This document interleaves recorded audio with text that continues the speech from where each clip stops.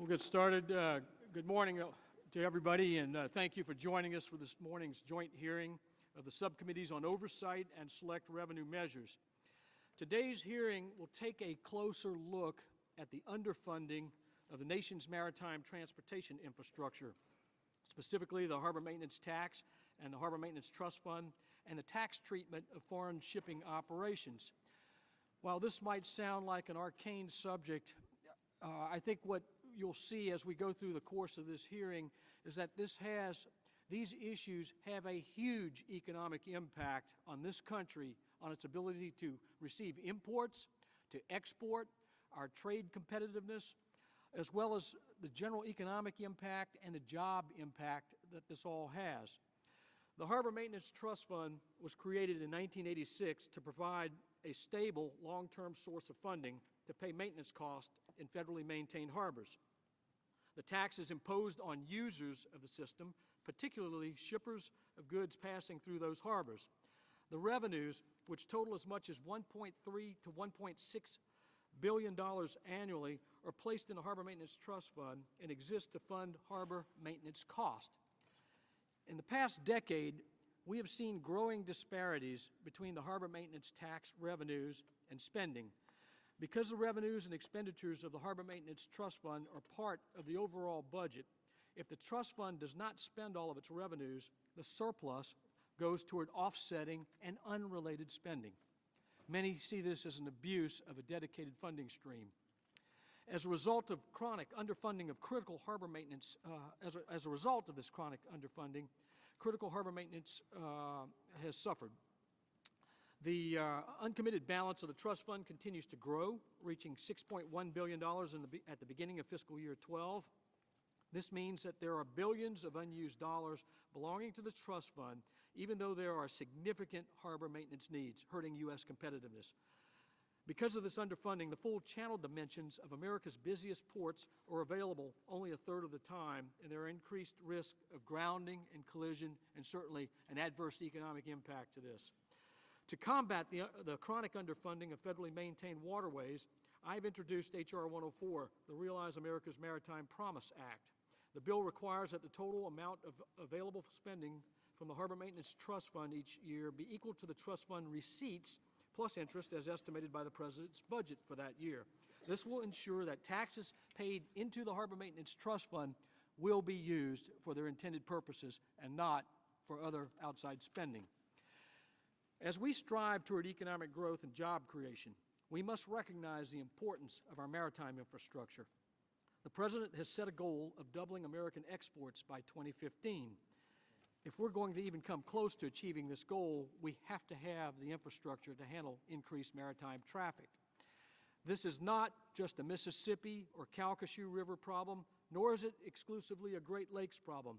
This is a nationwide transportation and economic problem. We ought to be spending these user fees on projects that improve our nation's critical transportation infrastructure and make the American economy more competitive. As Congress begins consideration of the Surface Transportation Reauthorization Bill this week, I look forward to hearing from our witnesses today about their ports and businesses and communities and what changes are needed to bolster American jobs and competitiveness. Before I yield to the esteemed ranking member of the Subcommittee on Oversight, Mr. Lewis, I ask unanimous consent that all members' written statements be included in the record, and without objection, so ordered. Mr. Lewis, I now yield to you, sir. Well, thank you very much, Mr. Chairman.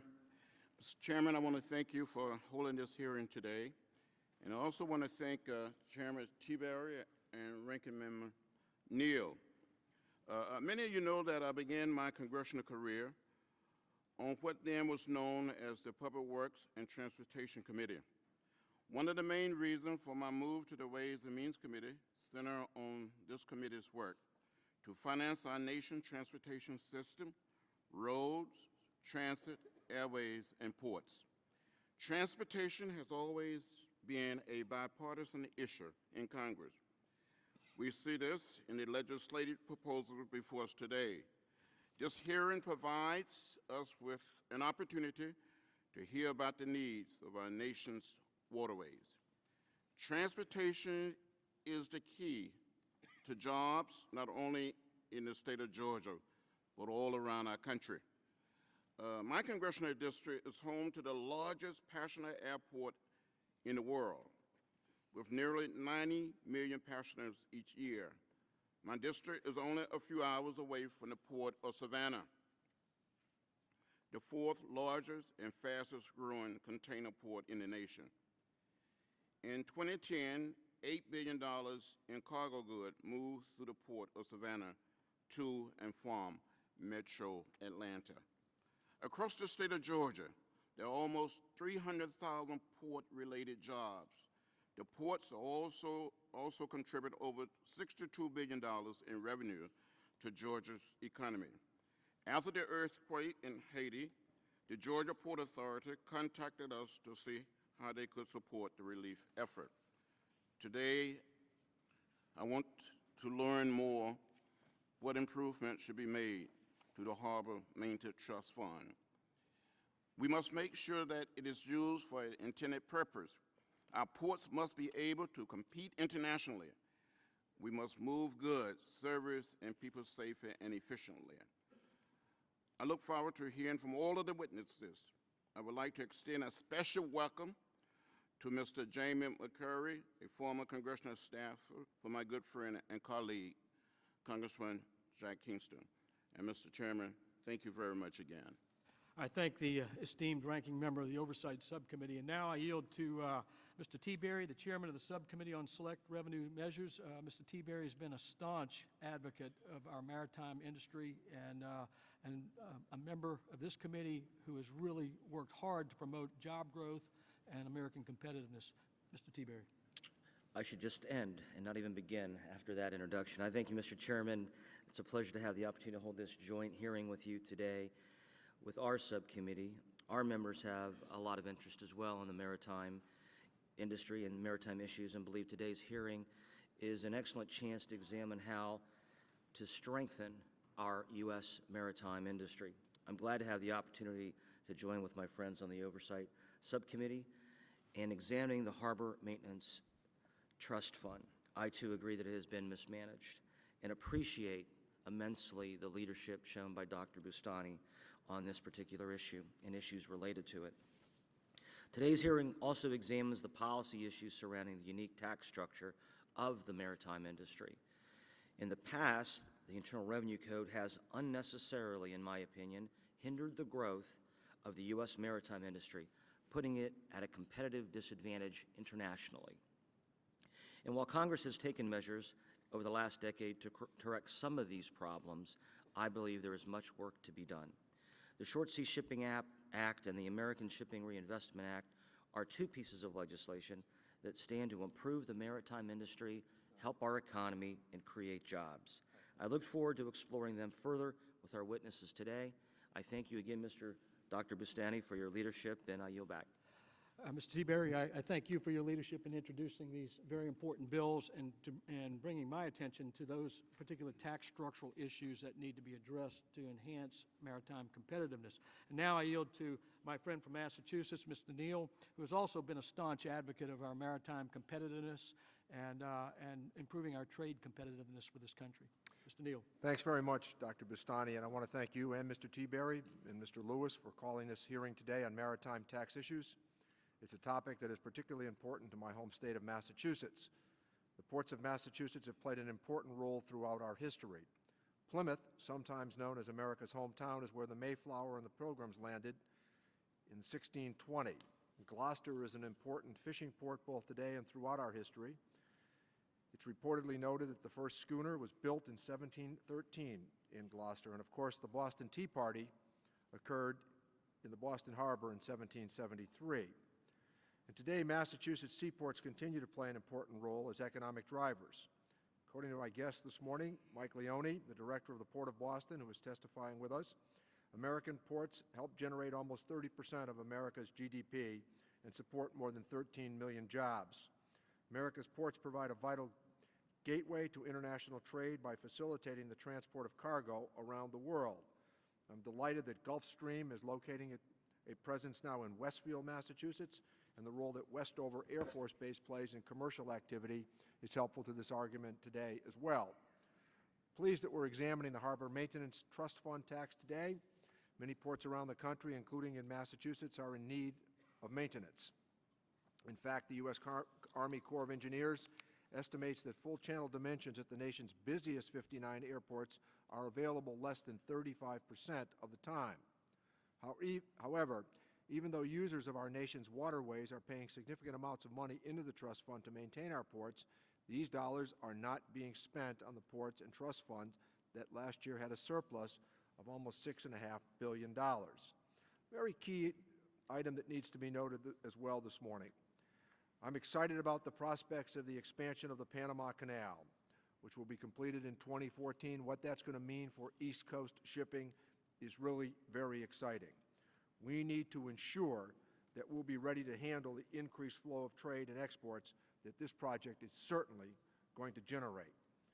To address this situation, I'm glad that I put my name as a co-sponsor with Chairman Bustani and Representative Courtney's Realize America's Maritime Promise Act. This important legislation will ensure that the revenue from the harbor maintenance tax is used exclusively for harbor maintenance projects. Again, I want to thank Mike Leone this morning for coming down from Boston. I was there yesterday to pay my regards to one of the great legends in Massachusetts' recent political history, where we pay great attention to that skill, the passing of Mayor Kevin White, who for 16 years governed one of the most exciting cities in all of the world, Boston. So I want to thank Mike for his presence today, and I look forward to hearing from our witnesses. And I want to thank you, Chairman Bustani, for conducting the hearing. Thank you, Mr. Neal. Now I'd like to welcome our very distinguished group of panelists here today, our witnesses. First, we have Mr. Michael Strain. He is Commissioner of Agriculture and Forestry in Baton Rouge, Louisiana, a personal friend of mine and a staunch advocate, not only for our agricultural sector, a national leader in agriculture, but he's also been one who's recognized the importance of our maritime commerce so that we can ship these agricultural products to foreign destinations. Next, we have Mr. Gary Lagrange, President and Chief Executive Officer of the Port of New Orleans. He's no stranger to this committee. He's testified in our hearings on trade agreements and certainly understands the importance of all of this with regard to American competitiveness. Very pleased to have Mr. Stephen Fisher as the Executive Director of the American Great Lakes Ports Association. Mr. Fisher, I've been working with Chairman Upton, Chairman of the Energy and Commerce Committee. He's spoken very highly of you, and we're pleased that you can be here today to give that Great Lakes perspective on this. Mr. Morton, is it Arnson? Mr. Arnson is President and Chief Executive Officer of the Overseas Shipping Group, and we're very pleased to have your perspective as well. Mr. James McCurry is Director of Administration for the Georgia Ports Authority. And Mr. McCurry, thank you for being here. We understand the importance of the port in Savannah and the work that's being done in Georgia. And Mr. Michael Leone is Port Director for the Massachusetts Port Authority. And I want you to know, Mr. Leone, Mr. Neal pushed very hard for you to be a part of this panel today, and I'm very pleased that you're here today to give us an East Coast perspective as well. So with that, you will each have 5 minutes to present your testimony, as is customary, with your full written testimony submitted for the record. And Mr. Strain, we'll begin with you. All right, we'll start that again. Good morning, Mr. Chairman, members. First of all, thank you for the opportunity to come and spend some time and talk with you. I'm testifying today on behalf of the Louisiana Department of Agriculture and Forestry. My statement is also consistent with the position of the National Association of the State Departments of Agriculture, NASDA, which represents the commissioners, secretaries, and the directors of the State Departments of Agriculture in all 50 states and in 4 territories. We are combined responsible for a wide variety of things such as food safety, but also for fostering the economic vitality and growth in our rural communities. I'm also president of the Southern United States Trade Association. It's a regional trade group that markets products from 14 southern states to foreign markets. We commend you for holding this hearing to discuss, to realize America's Maritime Promise Act and express our appreciation for allowing to do this. I'm going to give you compelling reasons to continue the fund efforts to do this. This will boost America's food and agricultural products, our exports, but also will support our small businesses and Americans throughout the United States. The Mississippi River is the lifeline of transportation for agricultural products in our nation. It's been called America's superhighway. More than 30 states and 2 Canadian provinces ship products: grain, coal, steel, petroleum, and aggregates, and many other products. It and its tributaries form one of the largest critical inland waterway systems in the nation, supporting about 50% of the nation's soybean exports and 60% of the total U.S. corn exports. Annually, more than 400 million bushels of soybeans, 1.1 billion bushels of corn, more than 30 million bushels of wheat are moved by barge to ports along the lower Mississippi River. As one of the largest single contributors to the nation's gross domestic product, agriculture is critical to our economy. The inability to maintain the Mississippi River at sufficient depths and widths by dredging will have significant impacts to Louisiana agriculture. Agriculture represents more than 85% of the surface area of our state, 10% of our workforce, 243,000 jobs. The exports from Louisiana grew by more than 15% last year to over $20 billion, accounting for more than 16% of America's total exports. In the United States, we're speaking about the golden age of agriculture. Last year, the American farmer had a profit of over $100 billion, increased exports by almost 20%. A positive balance of trade of $37 billion and growing, expected to hit $45 billion. We expect to have $148 to $150 billion, one of the only sectors in America with a positive balance of trade. We look at what's going on worldwide. An increase in population of 2.2 billion people and a greater need of all the products we produce. When you look at food and fiber and energy, these products are shipped worldwide via our water resources. The great potential for the growth in the economy of America lies in our ability to compete worldwide. We see a growing middle class. The growth in the middle class will almost double in the next 15 years. 95% of that growth is outside the United States, where real incomes are growing. They need our products. We have the products. We can grow those products. But failure to maintain our water systems severely limits our ability in trade. When you look at just at the Port of South Louisiana, one of the largest port systems in the world, over $200 billion in activity going when you look from just at the bridge at the bottom of Baton Rouge to the mouth. When you look at this, 3 feet now, we have to short load these ships by 3 feet. 6,000 ships, that's $18 billion loss just to those shippers. If you look at the Port of Lake Charles, the waterway gets down to 150 feet wide. When you look at this, we must invest and dredge these rivers. If we're going to double our exports, we have a market that needs our products. We are growing our products. We are selling our products. The shippers are paying the fees to do this. We have the greatest potential for economic growth in agriculture and in industry we've ever seen in our lifetimes. And what can inhibit it is our inability to move these products. Thank you. Thank you, Commissioner Strain. Mr. Lagrange, you may proceed. Chairman Bustani, Chairman Tiberi, and members of the subcommittee, as the President and Chief Executive Officer of the Port of New Orleans and a former Chairman of the American Association of Port Authorities, appreciate the opportunity that you provided us to highlight the importance of fully accessing the Harbor Maintenance Trust Fund to empower the Army Corps of Engineers to adequately maintain America's ports and harbors. I want to tell you that the Port of New Orleans enthusiastically supports the Realize America's Maritime Promise, or RAMP, Act. We would like to sincerely thank Chairman Bustani for introducing this legislation, and once enacted, will ensure that the revenue generated through the harbor maintenance tax is used for maintenance of the nation's ports and harbors. Regrettably, decreased funding for dredging has limited the navigation capacity of the lower Mississippi River, including the New Orleans Harbor, thereby impeding the flow of imports and exports across the United States. In the past year, unusually high water led to the unfortunate flooding of many communities and the settlement of millions of tons of silt and sediment at the mouth of the Mississippi River. Draft restrictions on vessels transiting the river were imposed, and some vessels ran aground. In fact, 41 vessels ran aground in the last 3 years, and 5 already this year in 2012 in the first 25 days. We worked closely with Congress, the Corps of Engineers, and the shipping community to address this crisis. But one lesson was clear: the Corps of Engineers does not have sufficient funds to properly maintain the lower Mississippi River and other key waterways in this country. The RAMP Act, in our opinion, will go a long way towards addressing the problem, and its passage is critical to the nation and the economic recovery of the nation.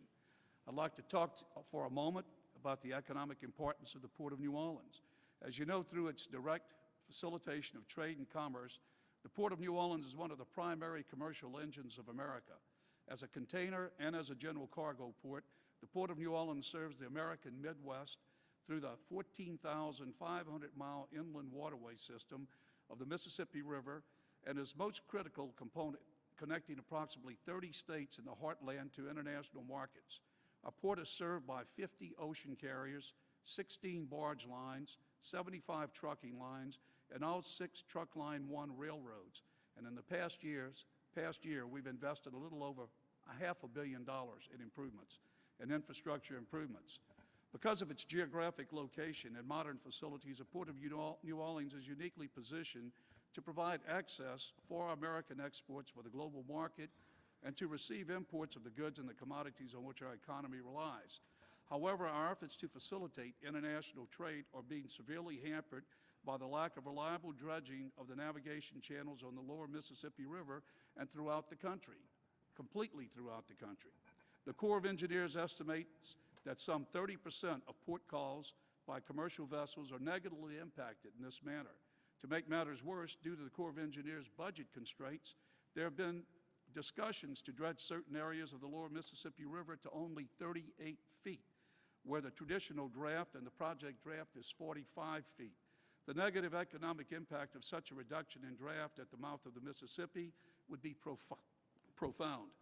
According to a recent study by Professor Tim Ryan of the University of New Orleans, Louisiana alone could be subject to spending losses of up to $423 million, the elimination of more than 3,800 jobs, and nearly $28 million in state and local tax revenue loss. At the national level, remember, 20% plus of all the cargo coming into the United States comes into the lower Mississippi River in the Port of New Orleans. That said, Professor Ryan estimates that the U.S. economy would face potential losses of almost $14 billion in spending.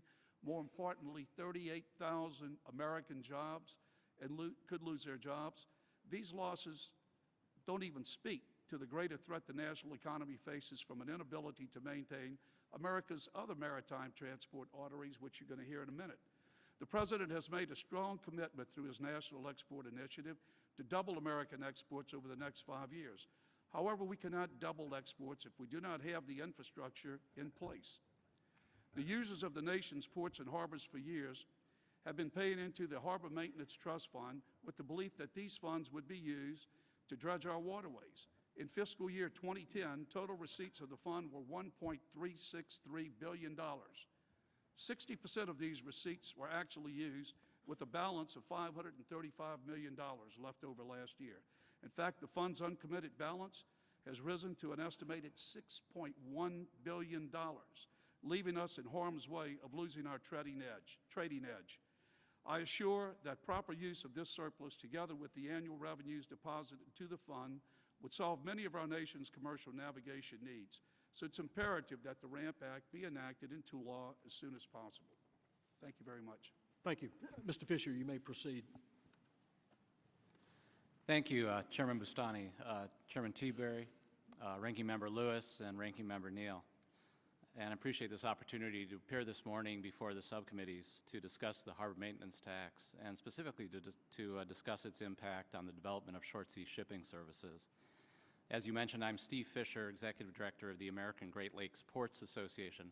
Our organization represents the major commercial ports on the U.S. side of the Great Lakes. Maritime commerce plays a critical role in the economy of our region.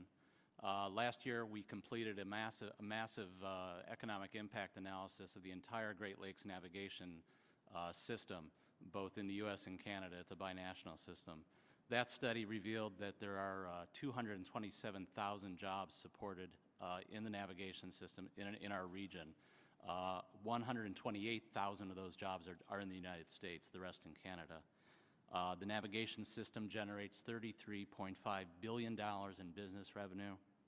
18.1 billion of that amount is in the United States. So it has a significant impact on the region, and it's an economic driver in the region. Before I discuss the harbor maintenance tax and its impact and relationship to short sea shipping services, Chairman Bustani, I want to thank you for your considerable efforts on the RAMP legislation. H.R. 104 is critically important to all the ports who are represented here today and the Great Lakes ports as well. In the Great Lakes region, we are experiencing a dredging crisis. There is a $200 million dredging backlog at Great Lakes ports throughout the region. That amounts to more than 16 million cubic yards of sand and silt that are choking our harbors in our region that still needs to be removed. Last year, in fiscal year 2012, of the 52 federally authorized harbors in our region, 34 required dredging. Only 11 were budgeted to be dredged by the Corps of Engineers. The rest were left to silt up with sand, and that affects their draft and the efficiency of those harbors. Last year, we had 2 small ports, one in Michigan and one in Illinois, almost closed. In fact, the Corps of Engineers had notified local officials that those harbors would be closing last year. Fortunately, the Corps found some last-minute end-of-year money and was able to come in at the last minute and do some dredging and keep those harbors open. There are still commercial businesses on those 2 small harbors. There's still industries on those harbors. Well, I'm pleased they were able to keep them open, but next year will be another challenge. As you mentioned, the harbor maintenance tax was enacted by Congress in 1986 to be a user fee on the maritime industry for maintenance of our nation's ports by the U.S. Corps of Engineers. The tax was originally set at 4 cents per $100 of cargo value. It's a value-based tax. It's an ad valorem tax. In 1990, the tax was increased to 12.5 cents per $100 of cargo value. The tax is not paid by the port, nor is it paid by the ship owner. The tax is paid by the owner of the cargo in the ship. In 1998, the tax originally applied to both exports, imports, and domestic cargo. In 1998, the U.S. Supreme Court struck down the tax as it applies to exports. So today it applies to imported cargo and cargo moved domestically between U.S. ports. The structure of the tax has had, it's an important tax, and it's important for the maintenance, as my colleagues have mentioned, of our nation's ports. But the structure of the tax has had some unfortunate side effects. In a sense, the user fee has created a disincentive in some regards for greater use of our nation's waterways. The United States is blessed with more than 25,000 miles of waterways, navigable waterways. This is a tremendous transportation asset for our country. At the same time, many of these waterways, unfortunately, are underutilized. At the same time, our country is blessed with about several hundred thousand miles of highways. These highways, unfortunately, are overutilized and are characterized by a lot of severe highway congestion. Transportation planners in recent years have been trying to look at ways to make better use of our underutilized waterways to relieve some of the highway congestion that we experience in most major American cities. One of the greatest impediments to making better use of our waterways is the U.S. harbor maintenance tax. Throughout the nation, there are entrepreneurs in the maritime industry trying to establish new short-sea shipping services. These are regional shipping services between U.S. coastal ports that are being explored as a means of relieving highway congestion. The harbor maintenance tax, as I mentioned, acts as a disincentive to use waterborne transportation, and private companies that have to ship goods tend to prefer road and rail transportation in lieu of water transportation for the movement of domestic cargo. The tax also has a discriminatory double taxation effect on transshipped cargo. For example, a shipping container brought into a coastal port is assessed the harbor maintenance tax when it's offloaded from a ship. If the transportation company would like to then reload that shipping container onto a second vessel for delivery to a second coastal port, that same cargo is taxed a second time.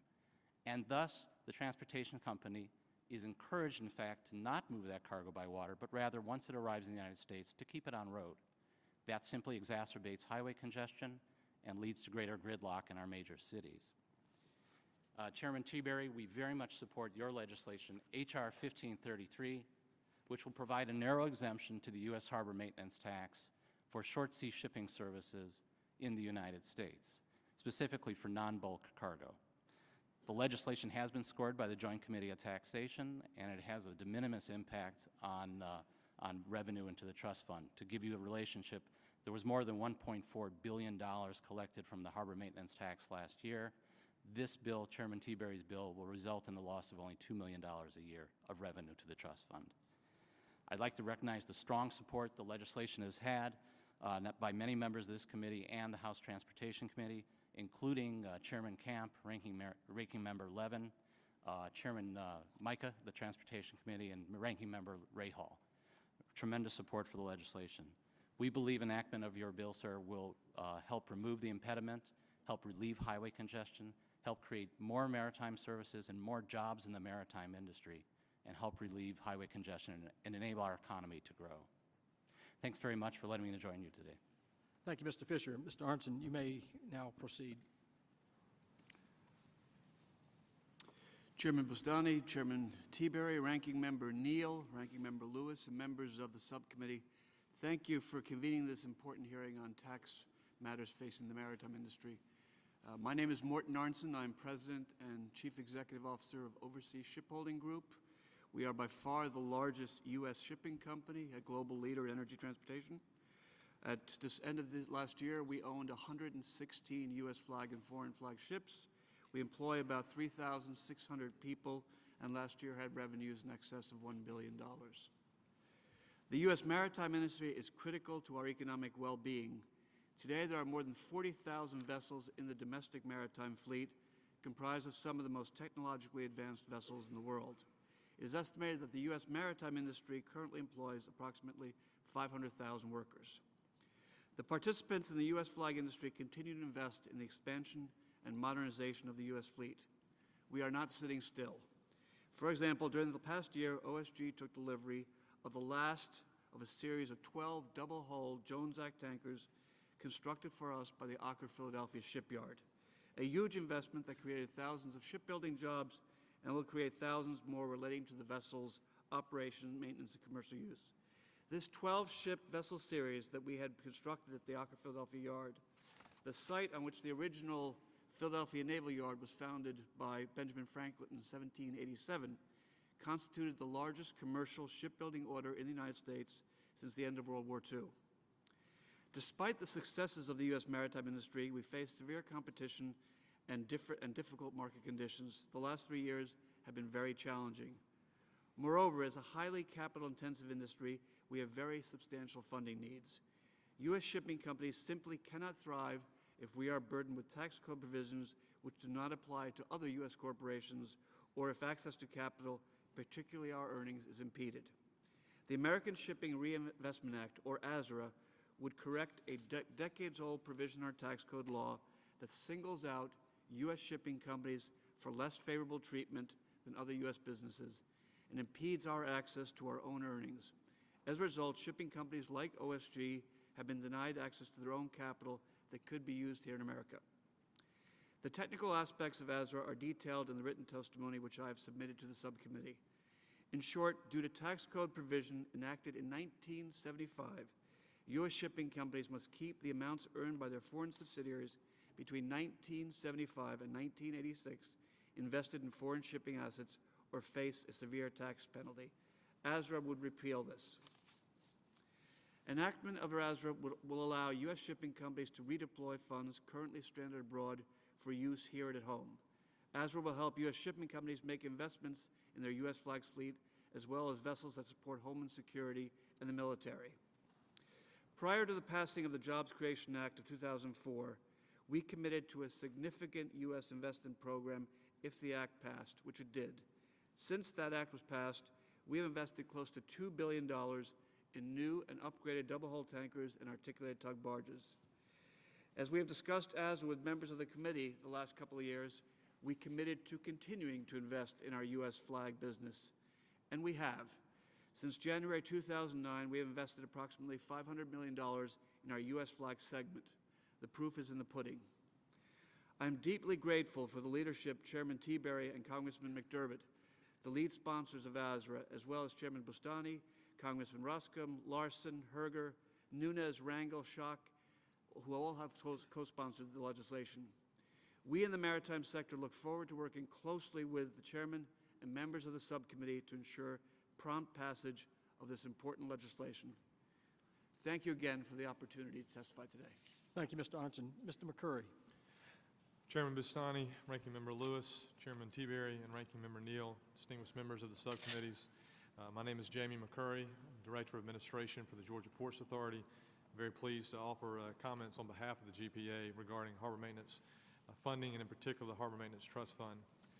If I had to summarize my presentation in the shortest way possible, it would be to say that this issue is about jobs. It is about preventing the waste of federal tax dollars already invested, and it is about opening the door to a proven pathway to economic growth. The world economy today is driven by international trade, and the U.S. economy is heavily dependent on exports and imports. We cannot win in that marketplace if we do not have 21st century resources. To be competitive in the international commerce, our U.S. port infrastructure must itself be competitive in its ability to handle the current generation of ships in the most efficient way, and to be able to accept the new generation of vessels that will come to dominate world trade. As Mr. Lewis noted, in Georgia, deepwater ports and inland barge terminals support approximately 300,000 jobs annually and billions in revenue, tax income, and personal income to Georgians. Beyond the state, Georgia's port activity is a critical economic driver for the Southeast, sustaining tens of thousands of jobs in the neighboring states of South Carolina, North Carolina, Tennessee, Alabama, Florida, and beyond. Georgia's ports contribute to over $3.5 billion in federal tax generation annually. Significantly, the Port of Savannah was the second busiest U.S. container port for the export of American goods by tonnage in FY 2011. It also handled 8.7% of all U.S. containerized cargo volume and 12.5% of all containerized exports. Regrettably, in Georgia, we have seen the direct consequences of not fully utilizing the Harbor Maintenance Trust Fund for the needed maintenance dredging. 1 year after completing a $120 million project to deepen the Brunswick Harbor to 36 feet, inadequate federal O&M funding resulted in channel dimensions of less than authorized depth and width. If not for the availability of stimulus funds in 2010, the Brunswick Harbor would likely be at pre-deepening dimensions today, thereby wasting the federal and state investment in a project completed just 5 years ago. Automakers exported and imported over 465,000 vehicles through the Port of Brunswick in fiscal year 2011, and the port serves as a major conduit for the export of bulk agricultural products throughout the Southeast. Nonetheless, save for the 2010 stimulus money, Brunswick remains substantially underfunded annually, and harbor depth and width again risk deterioration if operations and maintenance funding is not increased. The Army Corps of Engineers estimates current Brunswick harbor maintenance needs to be about $16 million annually, yet typical annual funding has been $3 million. Additionally, the Port of Savannah has experienced challenges due to a lack of adequate O&M funding, where the Corps estimates current Savannah maintenance needs to be approximately $30 million annually, yet typical annual O&M funding has been about $13 million annually. With such limited resources available, the Corps has, at times, only been able to maintain the center portion of the channel in faster shoaling areas and for maintaining the primary turning basins. If the typical recent funding levels in Brunswick and Savannah are not increased, shoaling may ultimately result in channel restrictions being imposed by the U.S. Coast Guard. Such restrictions would limit access to large military and commercial vessels into the port. Beyond simply maintaining our harbors, we must also recognize the pressing need to invest in harbor deepening projects where required to serve the increasing size of vessels calling on U.S. ports. Completion of the Savannah Harbor Expansion Project, or SHEP as we call it, is critically important to the continued economic recovery and growth in the southeastern U.S. and the country as a whole. Savannah serves a large percentage of the U.S. population, including some 21,000 companies with operations collectively in all 50 states. In fact, Savannah was responsible last year for moving more than 18% of all East Coast containerized trade. In addition, more than 50% of all containers going through Savannah are exported U.S. goods. The Savannah project has a projected benefit to cost ratio that well exceeds 4 to 1, and the Corps study has shown that it will create $150 million in annual benefits to the nation. That is a perfect example of a way to leverage taxpayer dollars to provide both new jobs, new tax revenue, all through increased economic activity. Today, due to the restricted depth, nearly 80% of container ships calling the Port of Savannah are forced to take on a lighter load or wait for high tide to sail into and out of port, and sometimes both. This already challenging situation will soon worsen when the Panama Canal expansion is complete and begins sending ships to Savannah and other East Coast ports that are as much as 3 times the capacity of those ships currently able to transit the canal. In closing, I submit that we cannot take for granted the importance of our nation's ports and harbors. They have too often been the invisible infrastructure that is easily forgotten in times of economic stress. However, their importance to the U.S. economy cannot be overstated. We must not only continue to invest in their ongoing maintenance, but also in the expansion programs necessary to ensure their competitiveness in the modern global marketplace. Again, I appreciate the opportunity to be with you today, and I look forward to any questions. Thank you, Mr. McCurry. Mr. Leone. Chairman Bustani, Chairman Teaberry, Ranking Member Lewis, Ranking Member Neal, distinguished members of the committees. For the record, my name is Michael Leone. I'm the Port Director of the Massachusetts Port Authority, which owns and operates the public marine facilities within the Port of Boston. And thank you for this opportunity to testify in support of H.R. 104, the Realize America's Maritime Promise Act. As the title of the proposed new act implies, the promise that America's maritime industry is asking Congress to realize is the same promise that Congress made 26 years ago when it first established the harbor maintenance tax. That is, to fully utilize the taxes which have been levied on port users for the maintenance dredging of our ports and harbors. I know from the 2 terms I served as chairman of the American Association of Port Authorities that ever since the trust fund's inception in 1986, port operators and customers have consistently raised concerns that harbor maintenance tax revenues have been used for other programs or never fully appropriated for their intended purpose of maintenance dredging of federal channels. As a result, only about 35% of America's navigation channels are currently at their authorized depth and width, which means that vessels calling our ports cannot be fully loaded or may be restricted to a one-way transit. The entire maritime industry, therefore, is grateful for the oversight provided by your committees to ensure that this tax on port users is used for its intended purposes, ensuring that navigation channels leading to our ports are regularly dredged to their authorized dimensions so that vessels calling our ports can deliver essential commodities and can take American-made products to its global customers. Only with regular investments in dredging can these critical parts of our national transportation system continue to serve as gateways for the more than 2 billion tons of domestic, import, and export cargo that are expected to be handled each year, which in turn helps keep American businesses, both large and small, competitive in world markets. As Congressman Neal has stated, this concern is even greater today as East and Gulf Coast ports prepare for the larger vessels that will be transiting through an expanded Panama Canal. What is frustrating for many port directors who have dredging needs that go unmet is that the money for these projects is available. The users of our ports and harbors still pay their full share for maintenance dredging, over $1 for every $1,000 worth of imported and domestic cargo they move, while only getting back half as much in benefit. Current estimates are that users of our nation's waterways are paying approximately $1.4 billion each year in harbor maintenance taxes, which is about the amount the Army Corps of Engineers has determined is the annual need for maintenance dredging. Yet this past fiscal year, only about $820 million was appropriated for channel maintenance. That still leaves, according to most estimates I've seen, a surplus in the Harbor Maintenance Trust Fund of over $6 billion and growing. This shortfall in funding is of particular concern to regional or niche ports, which are usually not included in the President's budget because they generally handle less tonnage than the major container and bulk cargo ports. There are many ports in Massachusetts in need of maintenance dredging, for example, which could be completed if all of the harbor maintenance tax was appropriated each year.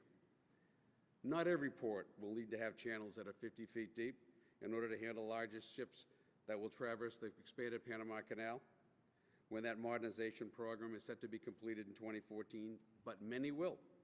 And others will need to be dredged to handle larger vessels that will be used in moving cargo from the larger hub ports to regional ports.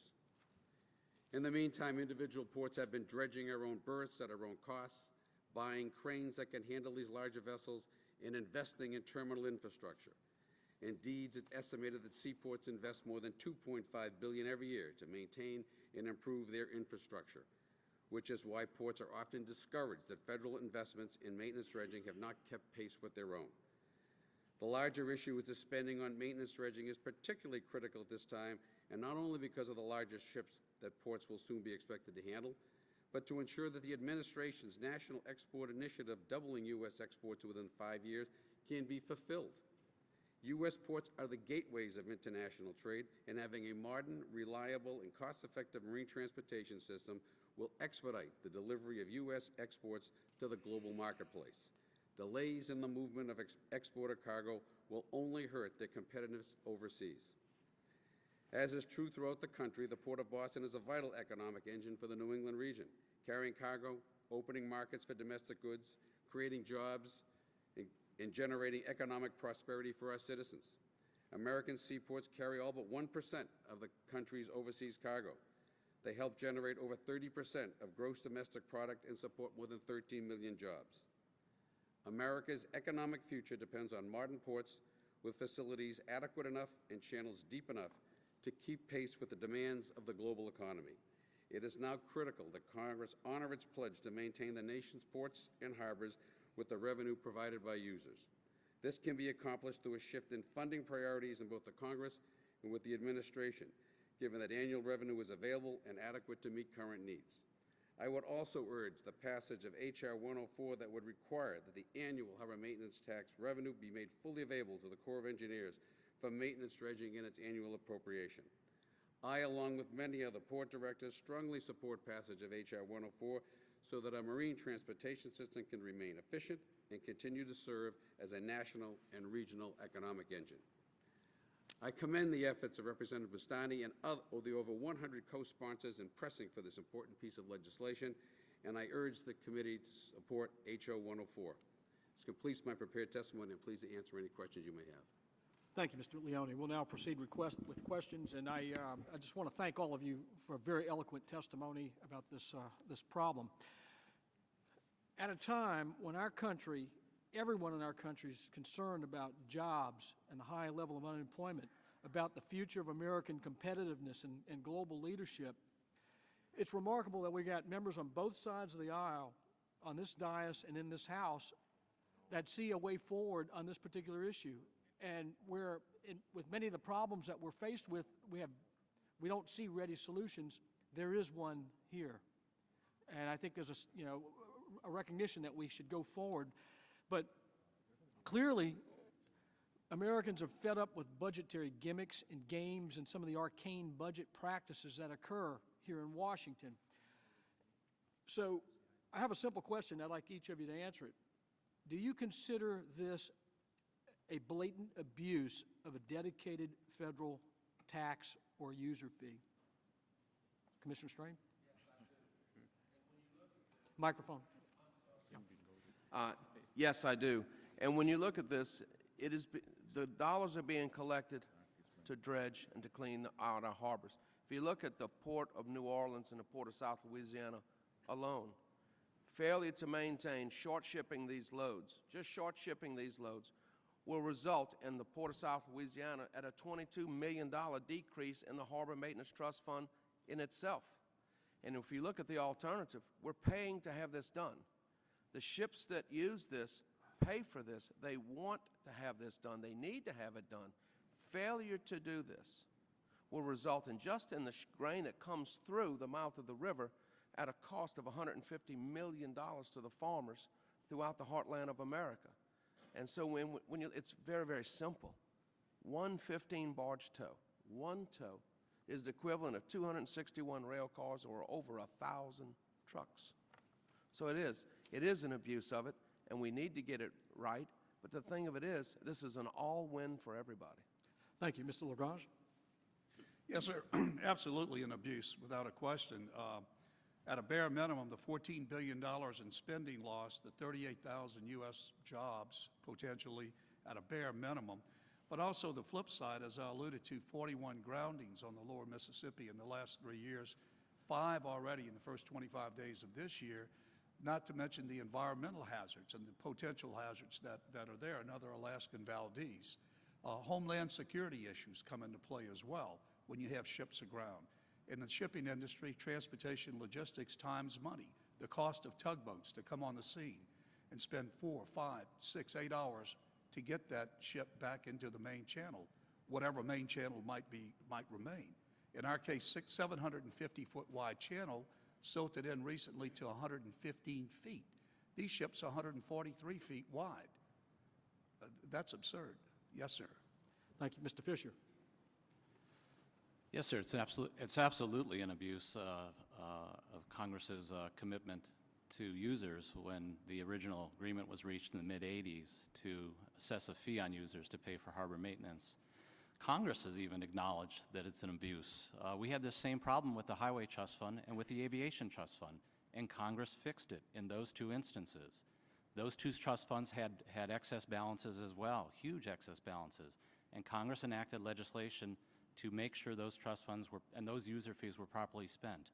Why wouldn't we do the same with the Harbor Maintenance Trust Fund? Thank you. Mr. Arntzen. Mine's a little bit different. It really isn't an abuse. It's a oversight. We're seeking to correct something that was not included in the 2004 Act. I've discussed it with many congressmen and senators on both sides of the aisle. I've not had one that objected, and we have very strong bipartisan support. We've agreed to put in provisions that if we did not maintain employment, in fact, we'd take penalties for that. So this is just correcting a mistake, which would enable us to continue to invest in the country, and I think it's broadly supported by Democrats and Republicans alike. Mr. McCurry. Mr. Chairman, I think it goes without saying that if users of our ports are paying the required harbor maintenance tax, the revenue generated from the tax should in turn be used to maintain the ports and harbors those users are paying to access. Thank you. Mr. Leone. I absolutely agree, sir. It is the user fees should be paid. The users are paying the fee. It is the only mode of transportation that does not have the fees used for its intended purposes. And there are many ports that have accumulated. In the Port of Boston itself, we only use 30%. We're a donor port, and we have unmet needs in our port, and yet we're only using 30% of the amount that's collected. I think it's absolutely an abuse, and it should be corrected. Thank you. And I have one final question I want to ask Commissioner Strain, and that is, you focused a lot on agriculture and the importance for U.S. competitiveness, and I think you made a very eloquent statement. But could you further elaborate on why maintaining these waterways are so important to a farmer who might live remotely from a waterway? If you look at the waterways, if you look just the inland system, and we have seen, and there's discussions in recent reports about the fact that many of our inland waterways are desperately need in maintenance and repairs. To move that product, first off, if you just look at that cost, 10 cents a bushel, additional cost to move that product, say, from Kansas to the coast, but also the infrastructure. If you look at the entirety of the infrastructure along the systems that are in place, you're talking about billions of dollars of investment.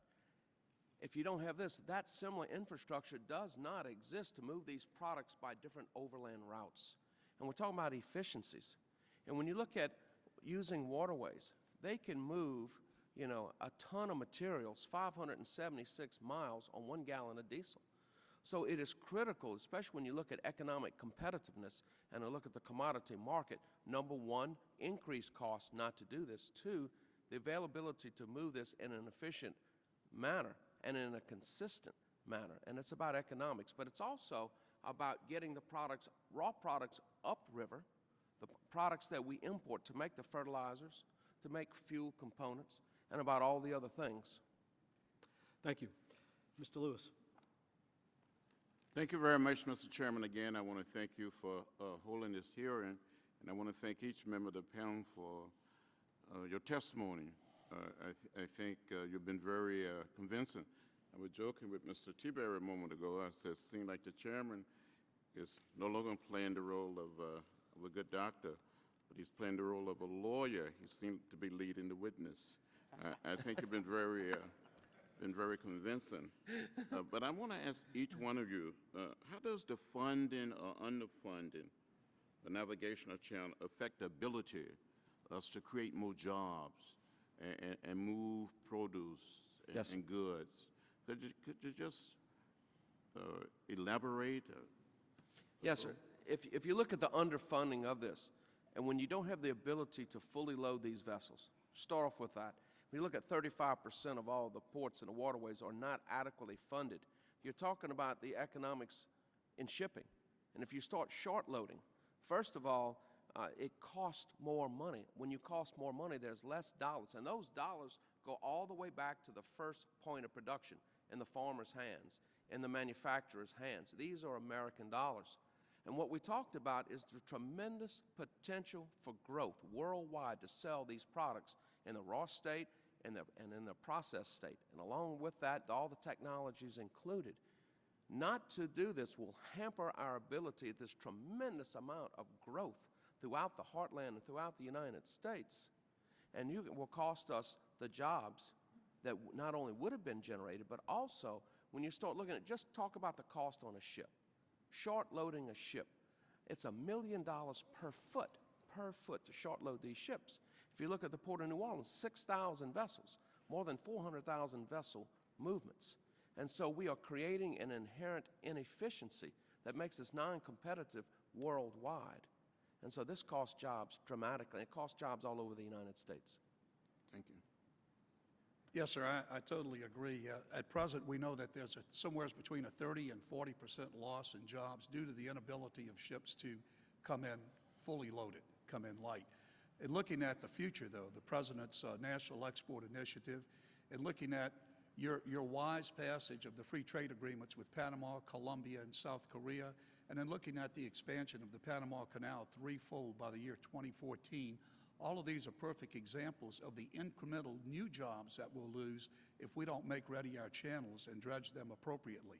In 3 different studies recently completed by Parsons Brinkerhoff, Booz Allen Hamilton, and A.T. Kearney, all 3 studies indicated that the incremental growth from the Panama Canal by the year 2025 should be in the area of 20 to 25 million new TEUs a year, with about 75 to 80% of that going to the East Coast ports, Savannah included, and the other 20 or 25% coming to the Gulf Coast ports.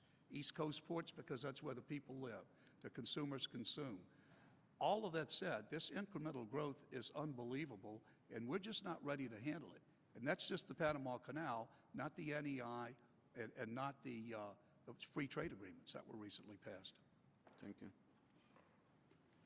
Sir, it makes no more sense to operate a ship partially loaded than it makes sense to operate an aircraft half full of people. And if you can imagine the inefficiencies to an airline if it only flew its planes half full, it's the same thing with a shipping company operating a ship only partially loaded.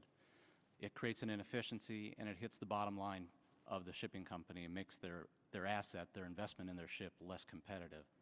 A more direct impact as far as jobs, to answer your question, we actually have some ports, as I mentioned in my testimony, in the Great Lakes that are on the cusp of actually closing, small ports that are actually on the cusp of actually closing. And there's active industries, maritime industries, still in those harbors. They're small companies, but these jobs are precious in those small communities up in Michigan and Wisconsin and Illinois. And so if those harbors close and those industries are forced to close because they can't get delivery of raw materials, that's devastating to the local economy of those small communities. Mm-hmm. My perspective is a little bit different, but I'd like to talk about a little bit about a success story. Probably 4 years ago, we exported no refined petroleum products from the United States. This year, I think we'll be exporting about 800,000 barrels of refined petroleum products, mainly diesel, to Latin America and to Europe. This is an enormous growth market. It's because we've invested in refineries and we have access to cheap shale oil and gas. This is going to be growing dramatically, and it's going to put a real strain on the facilities we have down the Gulf. So there's real opportunity and real growth. There's some good stories out there. Thank you. Mr. Chairman, I notice my time is up, but if... The other gentlemen, if they have comments to add to this, please proceed. Very briefly, if I may. I'll say, and Mr. LaGrange mentioned the exacerbation of this issue that will come with the Panama Canal. At the end of the day, vessels waiting costs the ship lines money. That money rolls into their operations and therefore their costs to the customers, which are our exporters and our consumers. Using in Georgia just the example of the poultry industry, where Georgia, we're the largest poultry exporting port in the country, which is a huge industry for Georgia. It's also an industry with very, very thin margins. And if the shipping cost fluctuates even $100 on a box of poultry, that is absolutely the difference between producers in Georgia versus producers in another country securing business to export to Asia and other parts of the world. And just briefly, I concur with my colleagues, certainly from Louisiana and Georgia. But the key element for every single port, the common theme for every port, is they need to have the highway, the channels into the terminals deep enough to handle the business they have. And the fastest growing portion of kind of the container business has been exports. We've seen that in Boston, and I understand from the Port of Georgia the growth that they have seen. And it's the jobs, not necessarily the maritime jobs I'm concerned. I think we need to focus on those manufacturing jobs. If they can't get to market, that's the key to it. It's that area and those jobs that are created outside of the area in the inland portions that keeps those regional economies alive. And without deep channels, they're not going to get to their marketplace. Thank you, Ranking Member Lewis. Chairman Teaberry. Mr. Fisher, you verbalized at the very end of your testimony the example that you gave with respect to why the tax needs to be fine-tuned with respect to short sea shipping. And I see nods heading here as an agreement. And you gave this general example of the taxes paid once it comes into port in the United States, and then if it's transported again on a ship to another port, it's taxed yet again. So the incentive is for me as the user to put it on a truck or on rail rather than to put it on a ship, correct? From your spot where you sit today in your job, can you give some specific examples of people who've said to you, wow, we lost this because it's going by rail, by truck, or different ports within the Great Lakes that have seen a decline over the time that this has been instituted, and what are happening in those ports? Can you give us some more specifics? Chairman Teaberry, transportation shipping companies throughout the United States would like to establish their operations in the most efficient way possible. In some places, that is establishing a service that's similar to what we're all familiar with the airlines, a hub and spoke system, where essentially you go to a major hub first and then you take a smaller aircraft, for example, to a secondary city. The same thing should be happening along our coasts. Cargo coming into major hub ports and then transferring cargo to smaller, what we call feeder vessels, to then make the journey to secondary ports. That's efficient. Unfortunately, the tax discourages that, and it doesn't generally go on. Yet, at the major hub ports in this country, which tend to be in the major cities, we have severe traffic congestion. So we're essentially forcing that second leg of commerce off the ships and onto the highways. Well, the highways are already congested, and most of the gentlemen at this table will tell you that they have congestion issues at their ports where they cannot move the cargo. Once it's off the ship, they have trouble moving it out into the hinterlands because there's so much congestion in their local city. So this tax actually acts as a disincentive to allow the shipping industry to do what is most efficient to be done. And if you corrected that, then there would also be an increase in jobs in the maritime industry. Absolutely. All those feeder vessels that I mentioned, we would see the establishment of these services. That would create additional jobs in the maritime industry. It actually also would make the general economy more competitive and more efficient because it would relieve some element of highway congestion. And that's good for the economy. We have a lot of waste in our economy as commerce sits clogged in traffic jams and isn't getting to its destination. Mr. Strain, would you agree with that? Yes, I would. Microphone. I'm sorry. I should just leave it on, I guess.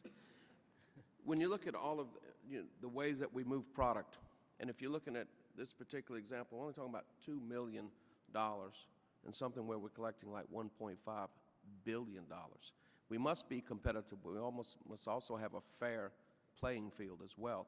But if you look at the tremendous inland waterway systems that we have, and we talk about short shipping, and we must utilize those. But there's also something alarming that as I've been reading in the last few weeks, there's such a deterioration in potential on our inland waterway systems. Many of those systems, locks and dams and others, are reaching past their 50-year lifespan.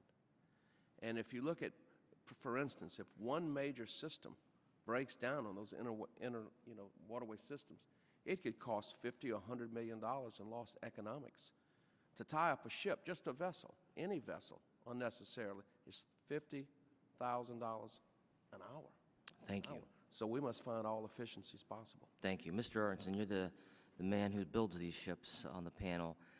Can you talk about what you did last year and why ASRA would help stop a perverse reality from occurring in the marketplace, and what you would do in terms of, if we could pass this bill, what you would do in terms of investment and jobs? Yeah, I'd love to. In fact, last year's, for us, a really big year of pride because we took delivery of our second Jones Act shuttle tanker. These are specially modified tankers that take oil from the ultra-deepwater Gulf and bring them into the refineries in the Gulf. We have the first two, and we are now working on the third. And the second of those two did help clean up the BP spill. When they needed a ship to take the oil off the field after they finally capped it, they brought in our OSG shuttle tanker to do that. So we're very proud of that. We see that as a big, new, exciting market. In fact, it's the fastest, it's the first really big new market in the Jones Act tanker market in many decades. We are working on one such project today. Those ships will cost you somewhere between $100 and $150 million. One ship will have to employ 50 crew, 25 on, 25 off on those ships. We think there's a possibility of 18 to 25 shuttle tanker demand in just the U.S. Gulf in the next decade. We want to play a big role in that. So at $100 million plus a pop, these are very big capital equipment. This is why we've been pushing to be able to repatriate our taxes. It's a continuation of what we've been doing, and it's a very exciting market. And they're really well-paid, secure jobs with pensions and medical benefits and training and the kind of jobs we want to create in the United States. Well, my time has expired. Thank you very much, Chairman. Thank you for a great panel today. Thank you. Mr. Neal. Thank you, Mr. Chairman. Mr. Leone, the Commonwealth of Massachusetts offers a dollar-for-dollar tax credit to corporations moving goods from Massachusetts ports to offset the federal harbor maintenance tax, and the credit can be applied against current and future taxes in the Commonwealth. Jim Brett, who's an old friend of mine, is now president and CEO of the New England Council, was one of the leaders when this tax credit was established during the time he was chairman of the Massachusetts House Taxation Committee. The state seems to be unique in our approach to the harbor maintenance tax, and can you tell us a bit about the policy behind the Commonwealth offering this tax credit? And in your opinion, has the credit been successful in expanding harbor business in Massachusetts? Are you familiar with any other states that try a similar approach? And would you lay that out for us? But one of the reasons behind this tax credit was because of the close proximity of Massachusetts to Canada. Some companies were shipping to Canada instead of Boston to avoid the harbor maintenance tax. Has the state tax fixed this problem, and are there other reasons for companies still shipping to Canada instead of Massachusetts? And lastly, seaports like Boston are certainly gateways to domestic and international trade, connecting us to the rest of the world. In your testimony, you stated that U.S. ports and waterways handle more than 2 billion tons of domestic and import-export cargo annually. You also note that the Port of Boston is a vital economic engine for the New England region. Carrying cargo, opening markets for domestic goods, and creating jobs is certainly part of your mission. And perhaps then you could describe for us how much cargo goes through the Port of Boston and how this translates into many of the jobs that we enjoy across the Commonwealth in New England because of that port. Thank you, Congressman Neal, for that question.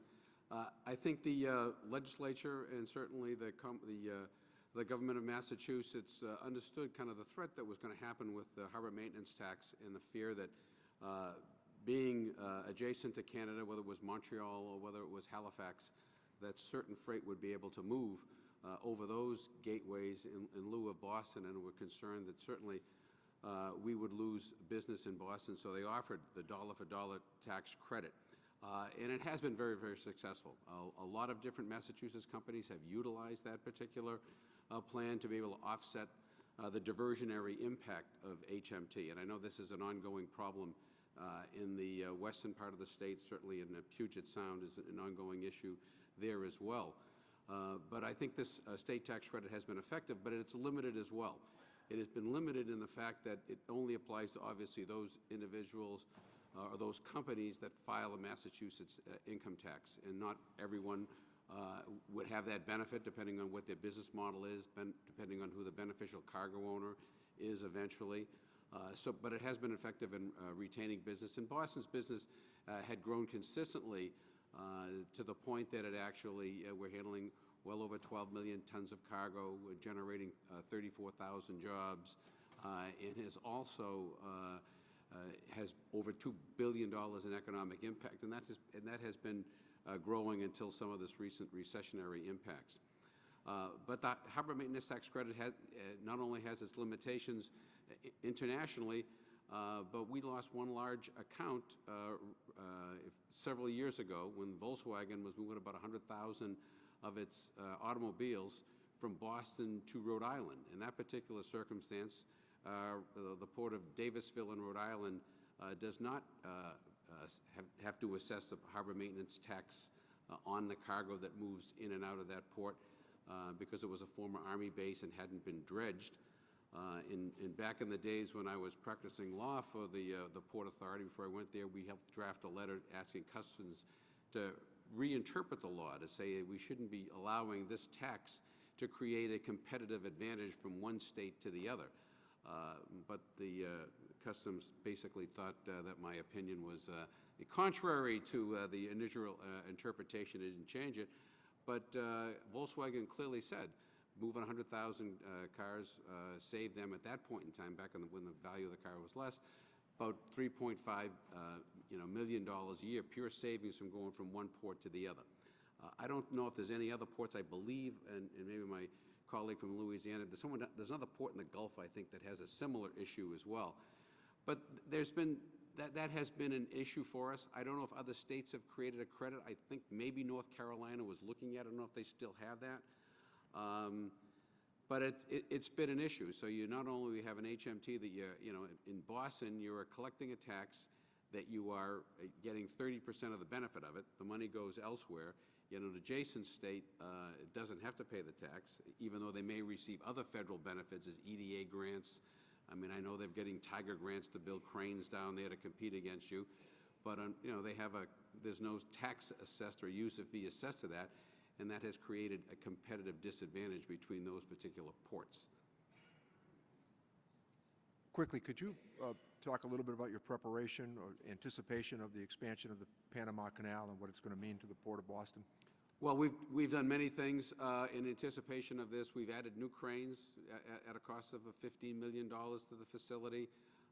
We've purchased an adjacent oil facility for expansion of our container facility. We've added a bunch of equipment to our facility yet, spending close to $100 million on new terminal operating systems, training programs for longshoremen to be prepared for. We don't expect to be seeing the largest of ships, but we need to have deeper water. And I know this isn't exactly an HMT issue, but our improvement dredging project, which I know that Georgia alluded to as well, has been stalled for almost 20 years moving forward, trying to get authorization for deeper channels to handle the larger vessels. So I know that necessarily isn't the subject of this, but that's kind of another frustration for ports, where you're making the investments in shore, but essentially the major channel, the major access route to your facility, to a modernized facility, may not be available for you when the ships need to come there. Thank you. Thank you, Mr. Neal. Ms. Jenkins. Thank you, Mr. Chair, and thank you, Chairman Bustani and T-Berry, for holding this hearing on a very important issue. Thank you, panel, for participating. Mr. Artson, We've heard a lot of talk lately here in Washington about shipping jobs overseas. Now, no one is suggesting such a concern as it relates to this particular industry, but a general principle of deferral. And as you know, last fall, the Ways and Means Committee released a discussion draft that would reform our system of international taxation. And while academics, economists, politicians can disagree about the pros and the cons of eliminating deferral, as your testimony references, the U.S.-based shipping industry gives us a real-life illustration of the peril of adopting such a policy.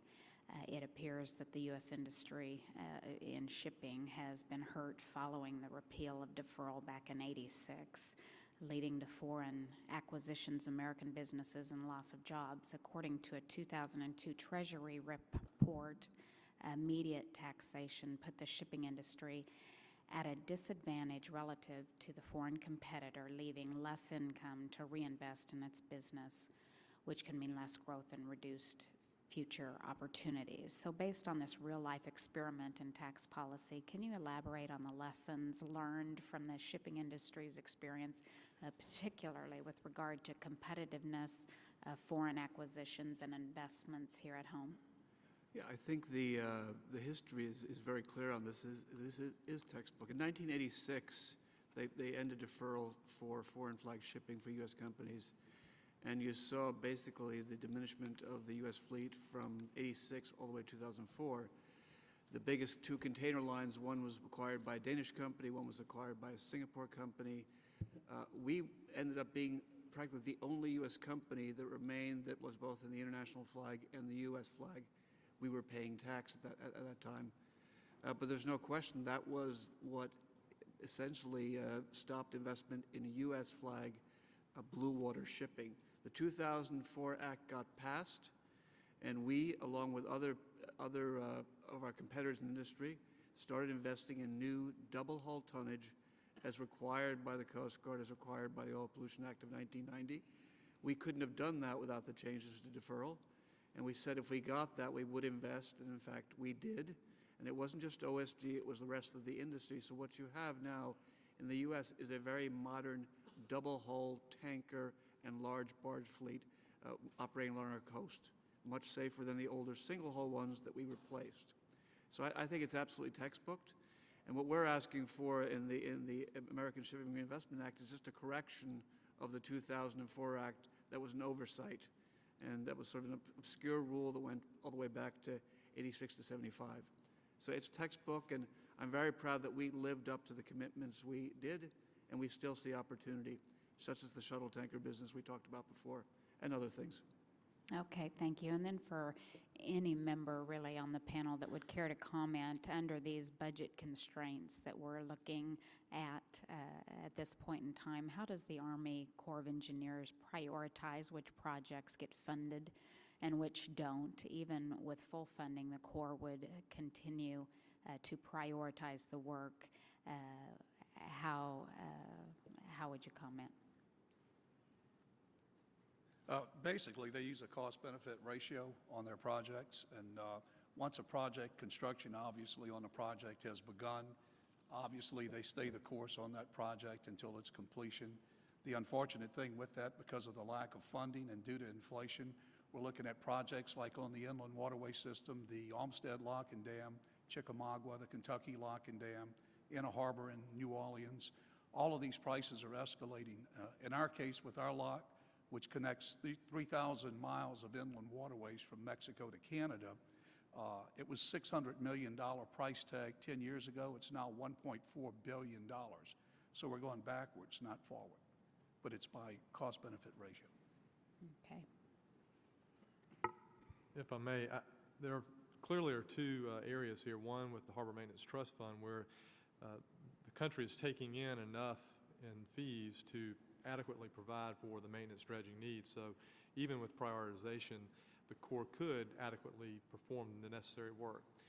Then when you look at the necessary expansion programs, even those that have significantly justifiable benefit-to-cost ratios struggle to get funding necessary to complete construction. project that I know with much specificity is our own, and when you're looking at a 4.5 or greater to 1 benefit to cost ratio on a project whose lifespan is 50 years, your return on the investment is in a time period that's approximately 5 years.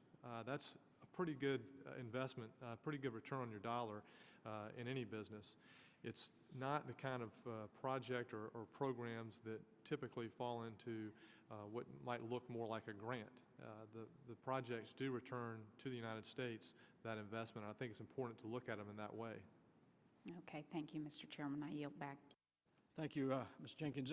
I've received confirmation from the Army Corps of Engineers by mail that if they had the full receipts of the harbor maintenance tax for a given year, they could take care of all the authorized, where they have federal authority, all the authorized operations and maintenance, and probably still have some left over.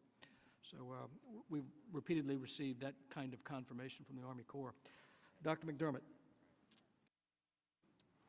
That's a wonderful segue. This hearing has 2 issues, and I want to thank Chairman Teaberry for bringing forward the American Shipping and Reinvestment Act. Thank you for your testimony, Mr. Arnson. It's a bill that ought to pass without anything happening. Now, as we get close, to throwing off the lines and letting this baby go, we come to the second thing that's being loaded onto it, and that's the harbor maintenance tax. Now, I'm probably the only member of the Congress who has a Z card. I sailed the Merchant Marine. I went aground in Great Lakes, in Lake St. Clair in 1956, so I know a lot about dredging. I also feel like the people who put this hearing together think that all the shipping in the world goes out of the south or the east. I would feel a lot better if there was at least one guy here from the West Coast. So I'm going. We didn't think you had any problems with the West Coast ports. Oh, yes, we do. We ship 35% of the cargo in the country comes in through the West Coast through 5 ports. I happen to represent one of them. Seattle has submitted testimony. I hope the others will do the same. But we all agree that it needs to be fixed. It's a question of how to fix it. The HMT shouldn't just sit there while our nation's ports have problems. I agree to that. And I've talked with the Seattle port people, and they tell me that the HMT makes them uncompetitive. I mean, we've got the problem Boston has in spades with the Canadian ports and what's going to happen in the near future in Prince Rupert and some other things. So we're talking about a serious economic hit. But the problem is that we don't get any of the money. We get 1 cent back on every dollar we put into this thing, and 20% of it goes to New Orleans. And I understand why the chairman would want to have this hearing and would want to talk about it and want more money for the southern waterways that are all filled. We got 70-foot draft. Okay, we load ships that come out of Portland. They can't fully load because they can't get over the bar out of the Columbia. They come up to Seattle, they top off, and then head for Asia. So I know what the issues here are, and if my state got 20% of the money, I'd probably be advocating for more.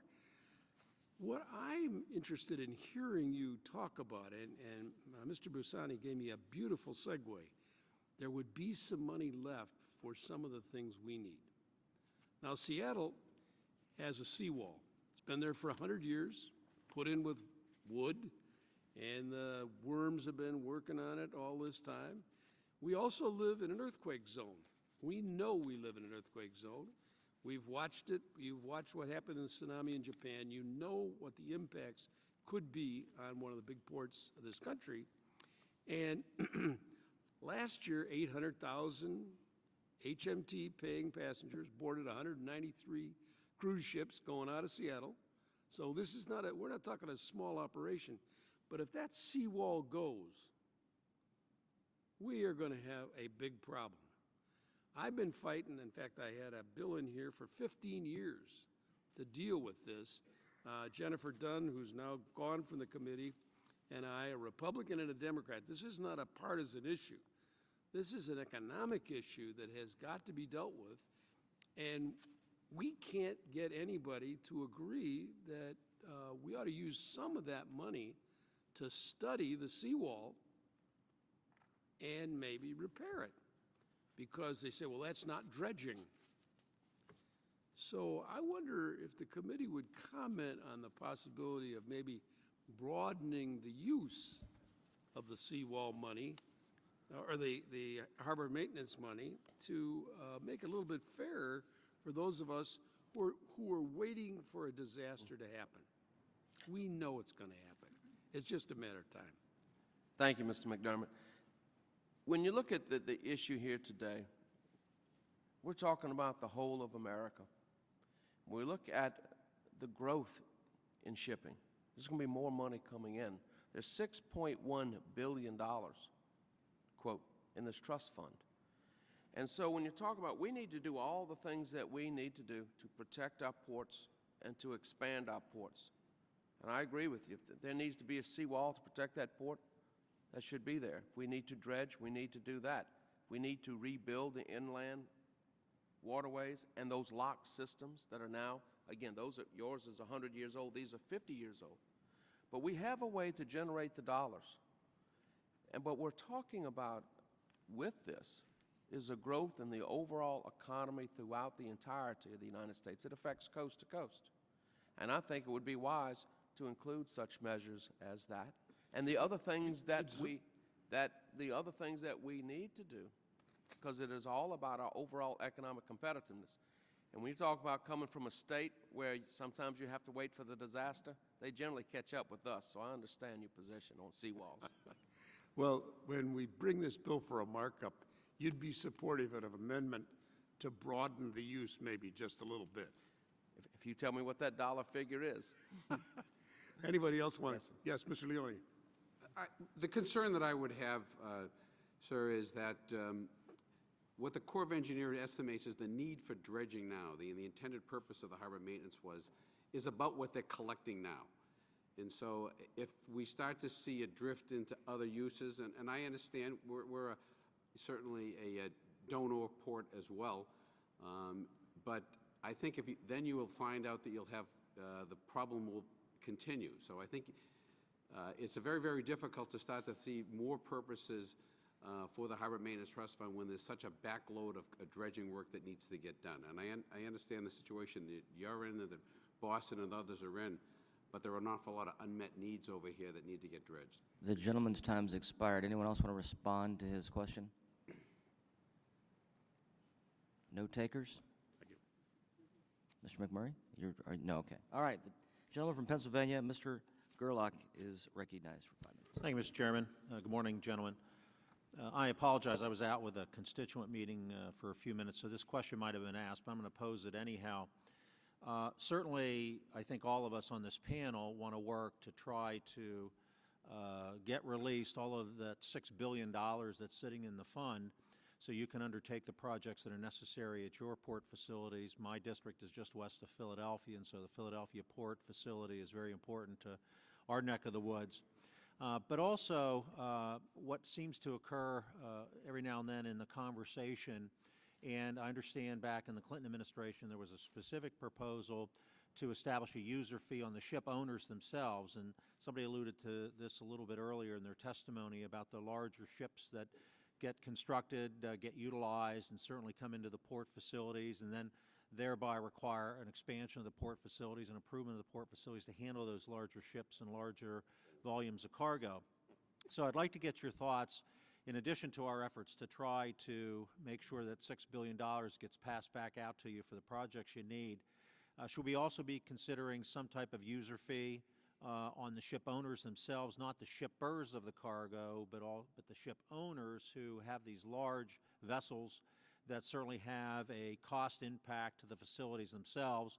Or would a user fee simply be something passed on to the shippers anyhow as customers and not really have an overall impact the way some might think? So I'd like to get your thoughts on that, whether there should be an additional user fee on the part of the ship owners as well as those that are owning the cargo that's being taxed when it comes into the port now. And whoever would like to, sir, Mr. Fisher. Sir, I think the problem we start with that kind of an idea is a lack of trust.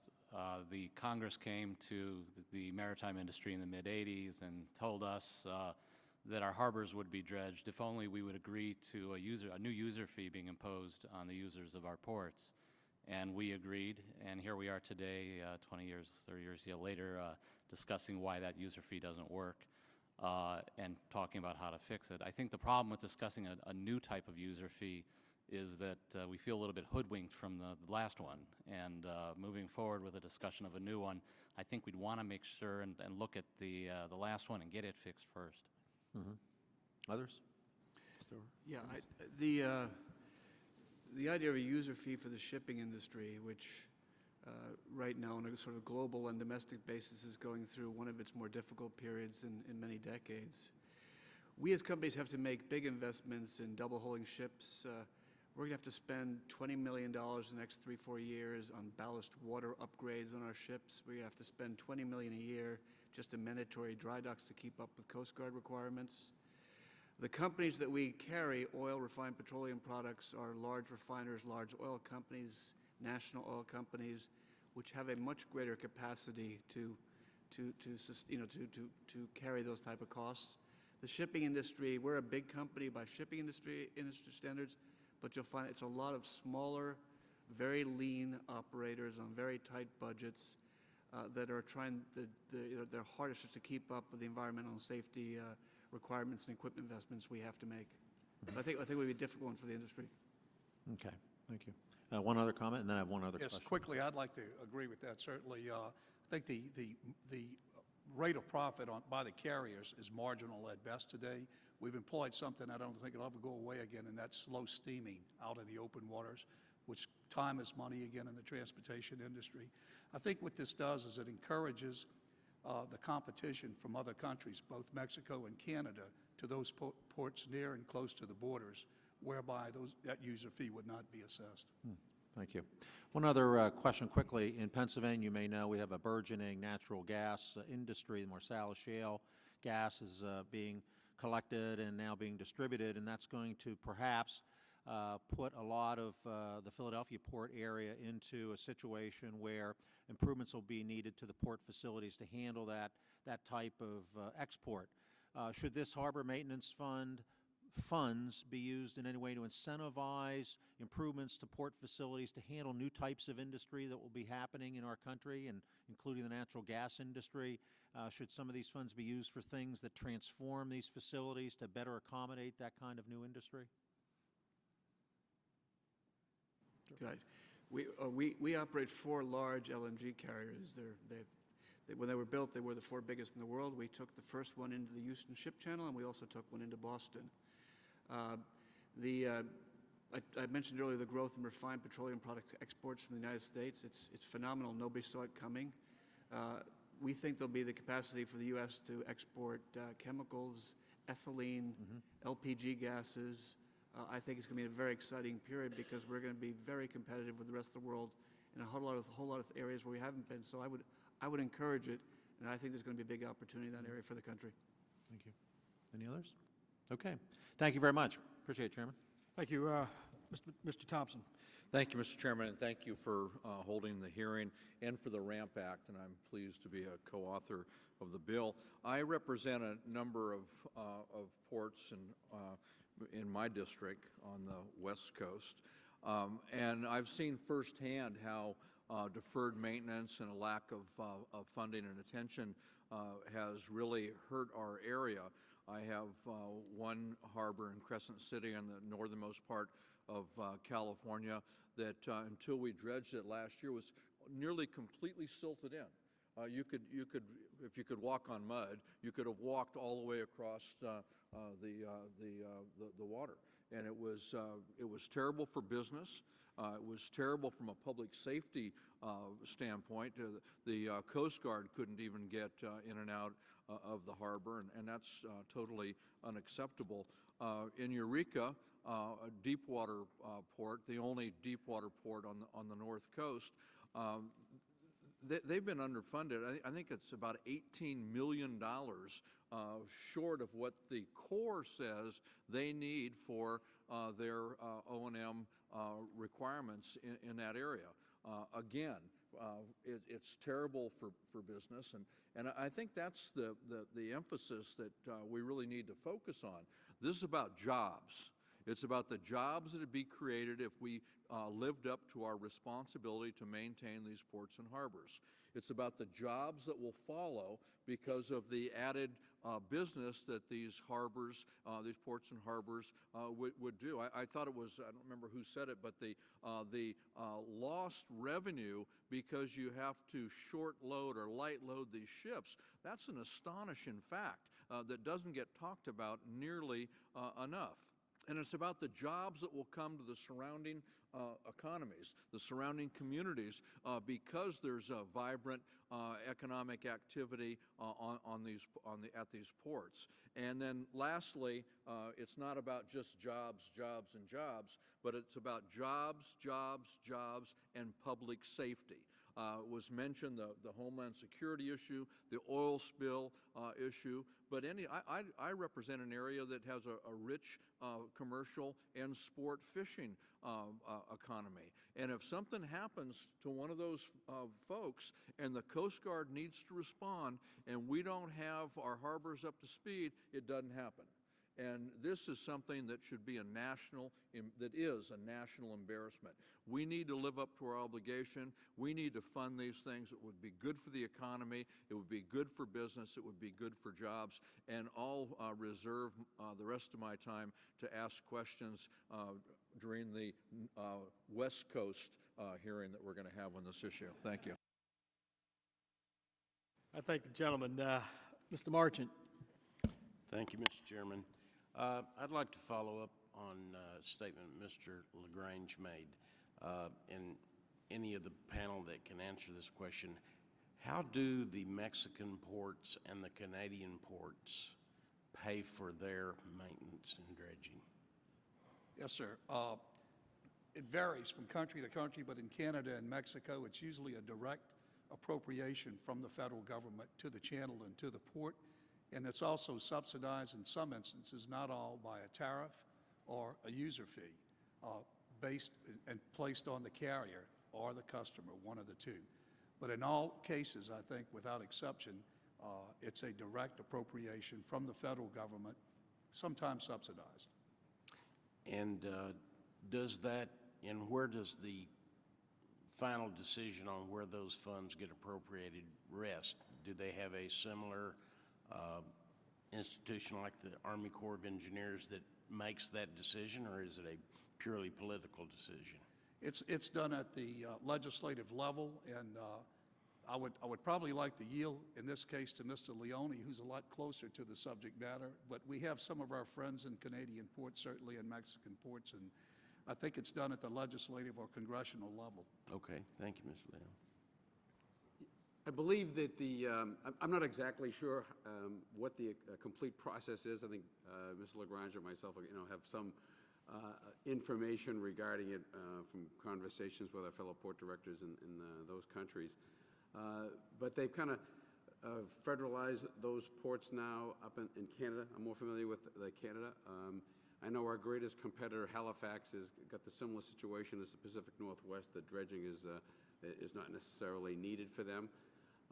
But they generally, once the decision is made to get it, how it gets accomplished and how it gets done, I don't think, it's not like a Corps of Engineers. It's done at the port level. So I don't know of any body such as the Corps of Engineers that kind of collects money, or it has money, and then responds by doing it, the dredging in and of itself in those particular ports. I think it's the port asking, and then the port then kind of finds a way to get it done itself in Canada. And now in Mexico, does anyone have any more information on Mexico? Mexico is federalized totally. So how often do you find, and since I'm from Texas, I'm most familiar with the Mexican ports just south of Texas, how often do you find that a competitive advantage is given to those Mexican ports where they can ship into Mexico and then come across the border with either rail or truck? We haven't seen it from Mexico that often, and we have an organization, the Gulf Ports Association of the Americas, which consist of the 9 ports on the Yucatan Peninsula, basically, from Cancun running west in the other direction, Tampico, Altamira, and so on and so forth. We have not seen that much in the way, due to the lack of overland infrastructure, the availability of it into the United States. There has been a spike over the last year, I'm told, with the relaxation of truckers coming in from Mexico to the United States, but it's been very minimal. Thank you, Mr. Chairman. Thank you. Next, let's see, we have Mr. Berg. Thank you, Mr. Chairman. From North Dakota, we don't have a lot of ports in our state. Having said that, I got a little mic problem here. Having said that, you know, I guess even though we don't have a major port, obviously each of you are dealing with local and regional economies that don't have the port, but I'd like you to maybe just briefly talk about the direct and indirect benefits to those regional areas that don't have the port and why it's important for the port, and also to explain why it's important for those constituencies to ensure that there's, you know, adequate money for the Harbor Maintenance Fund. Yes, sir. In North Dakota, as you know, you have a tremendous agricultural base, and you got a lot of oil and gas activity going on. And if you look at the United States, most of our agricultural products are exported. We, you know, feed a great deal of the world. And so for you to move your products out of your region, out of North Dakota, whether it's oil and gas, petrochemicals, or all the different agricultural products, wheat, beef cattle, etc., and those markets are growing. Without an efficient system, at the end of the day, it will cost your farmers by not being able to move their products or moving them with greater cost. And again, the figure that we have seen is you're going to add another 10 cents plus to a bushel of anything you move if we cannot move it efficiently through our waterway systems. Sir, the closest port probably to North Dakota is probably the Port of Duluth on the Great Lakes. And I can tell you that North Dakota agricultural products are common cargoes at the Port of Duluth. They're exported, they're transported to Duluth and then put on export vessels and sent abroad. And that port essentially allows North Dakota farmers to market their products all over the world and gives the state access to global trade. As my colleague has stated, if the Port of Duluth isn't properly dredged and the vessel operators who call there to pick up North Dakota farm products and export them, if they can only partially load their vessel because of insufficient channel dredging, those products on a per ton basis, the transportation cost actually goes up because you're carrying less product on each shipload. Just tack on to that, really the obvious, that if you've got goods that are going to other countries or consumer goods that are typically coming in from other countries, they're going to go through the point of least resistance and maximum efficiency. So when you look at the retail import cargoes, most of them are coming in and being trucked or railed, depending on how far the inland destination is. In our case, having 2 Class I railroads on terminal allows us to pretty readily access the Midwestern markets for touching the distribution centers for retailers, and then similarly in the opposite direction for a lot of your agricultural products that more and more are going into containers just as they go down the river on barges and go out of the Gulf. Thank you. Kind of interesting, in North Dakota, we never really talk about trucking it out or railing it out. We always use the word shipping. We're shipping our corn, shipping our wheat, doing those things, and yet Duluth would be the first point where they'd see a ship. Thank you. I yield back. Mr. Berg, if I may just make one short comment. I'm sure you're familiar with the term the basis, right? Whenever you sell a product, you sell your wheat. If it's running, you know, $5.90, $6, the basis is set to the side. And so you have a positive or a negative. That positive or negative is one, what's going on in Chicago Board of Trade, but it's also the transportation cost. And I can tell you that when you can have wheat get down to $2.80 with a dollar basis the wrong way, and you're getting $1.80 for your wheat, that is a real thing, and we fight hard to make that basis positive and not negative. But shipping costs are a major part of that variable, and when your farmers contract to sell their products, that basis is variable. And so when they bring it and deliver it, when they deliver that product, that's when it is assessed based on, to a great degree, the current shipping cost to move that to the next point of sale. Thank you. I want to thank all of you for your testimony, your expertise that you brought today to the subcommittees, and please be advised that members may have some questions that they will submit to you in writing, and I would ask you to respond to those. Those questions and, of course, your written testimony will be made part of the official record. And with that, this hearing is now adjourned.